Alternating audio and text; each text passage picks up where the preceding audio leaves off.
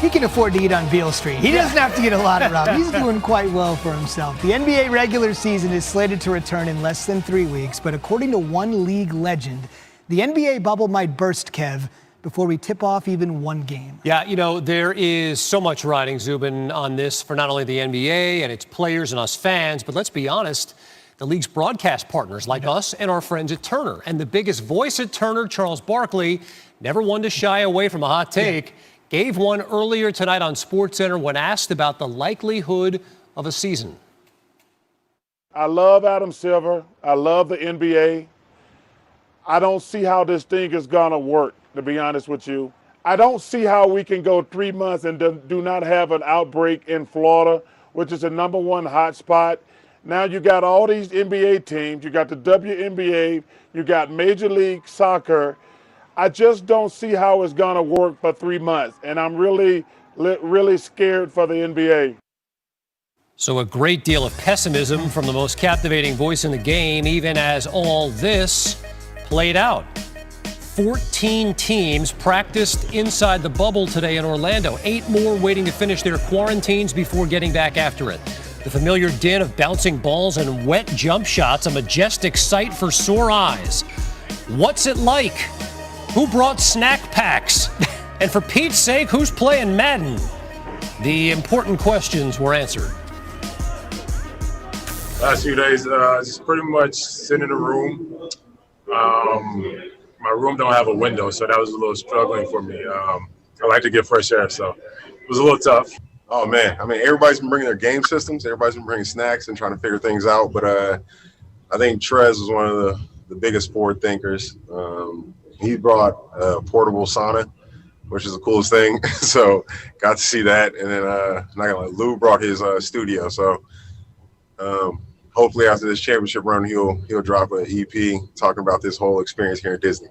Just setting the tone, trying to get as comfortable as we can. We understand the conditions might not be as normal as we used to, but no need to complain. I think all of us come from humble beginnings as is. So the basketball part is going to be easy for a lot of us. We just got to get comfortable slowly but surely. I mean, honestly, it's just like, for me, it's like AAU, really. You know, you kind of, except for the quarantine part, but it's been like AAU. I've been just relaxing, you know, studying film and just making sure I can try and eat as well as I possibly can.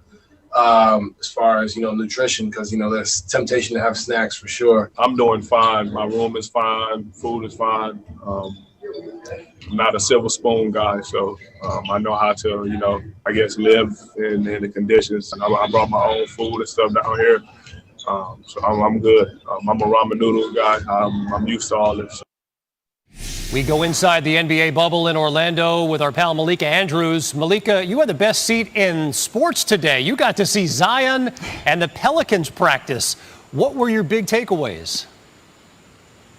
My biggest takeaway, Kevin, is this is a team that is ready to go and to compete for the 8th seed. I talked to Alvin Gentry for a bit, and he said that his team played about 15 minutes of 5-on-5 because they're not trying to rush into anything. And even though this was the first time that the entire team was able to practice together, Zion Williamson has been in the gym every single day of this hiatus, and Alvin Gentry said that he could see it paying off. Zion looked great, you know. I think he's been working, as I told you guys before, I think he did a lot of work when we were going through these days. His stepfather did a fantastic job of working him out every day, of making him be in good conditioning when we got him back. He's made a lot of strides in his shooting, I think. So although we weren't together, he did a lot to improve his game. It just felt like when I was 5 years old again. Just went back to square one, you know, trying to get my body to where it needs to be, get my fundamentals back to square one and start from there. So, yeah, it was just like starting over at 5 again, and it was a great process to learn it all over.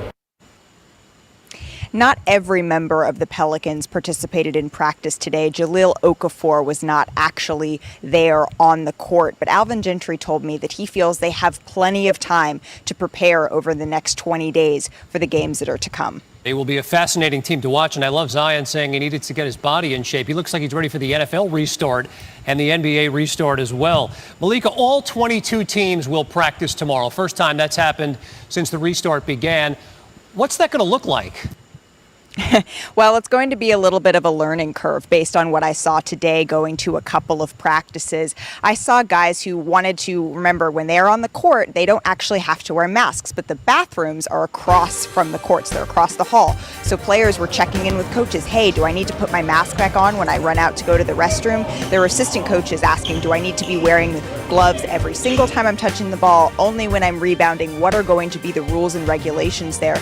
But talking to different players, they're just excited to be back on the court, and we're going to see teams tomorrow, the Bucks, the Lakers, that haven't had a chance to practice yet here in Orlando. So they're ready to kind of get their legs back under them and start moving towards 5-on-5 ball, which eventually will give way to scrimmages, which will give way to games. We can't wait.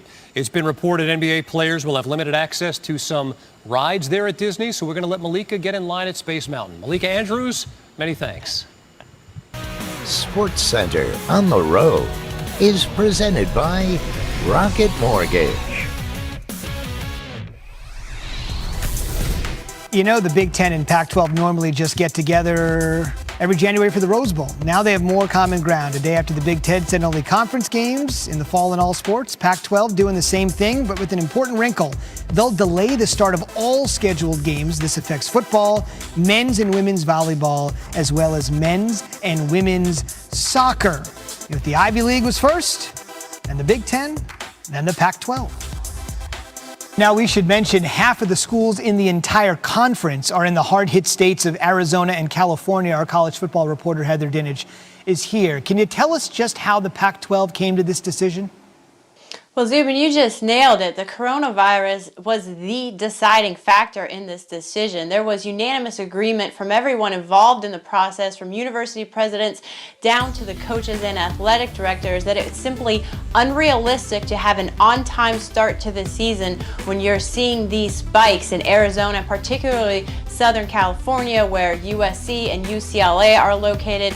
They really felt compelled that they had to do this for the health and safety of their student athletes. And there's no timetable as to when the season might actually start, but they will determine the conference-only schedule by July 31st. Remember, USC, UCLA, Cal, Stanford, ASU, Arizona. The Big Ten and the Pac-12 have made their decisions here in the last couple days. So what's the status pending schedule-wise for the ACC, the SEC, and the Big 12? All three of those conferences have said to ESPN that they plan to wait until later this month, likely the end of July, to make their decisions. Big 12 Commissioner Bob Bowlesby told me today that he would like to get to the point where the players are in helmets and shoulder pads, and there's something that resembles football to see how that experience actually works before they make a decision. But he told me that as we sit here today, the ideal situation remains a full schedule that starts on Labor Day. Keep in mind, this could be the last big decision for ACC Commissioner John Swofford, who is soon to retire. What a way to leave. Last thing, Notre Dame was scheduled to host Stanford and play at USC. Of course, those are now out the window. So how will the country's biggest independent handle their scheduling? Well, that's yet to be determined, but I know that Athletic Director Jack Swarbrick is going to be looking next to see what the ACC Conference does do, because they have an existing agreement with that league. They're already playing 6 games, and both John Swofford and Jack Swarbrick seem amicable to the idea that the ACC could then help Notre Dame fill the rest of its schedule with teams from their conference. So it will be interesting to see what the ACC does, because Notre Dame's going to need some help, that's for sure. Because don't forget, they also just lost Wisconsin at Lambeau Field. No question. One other quick note from a national championship winning independent, BYU is scheduled to play 2 Big Ten teams and 3 Pac-12 teams, and now that's all off the table as well. That's our Heather Dinich. One important tweet surrounding the Pac-12 Commissioner Larry Scott has tested positive for the coronavirus. They put out a statement there on Twitter. Just want to mention, because age is always an issue here, Commissioner Scott is 55 years old.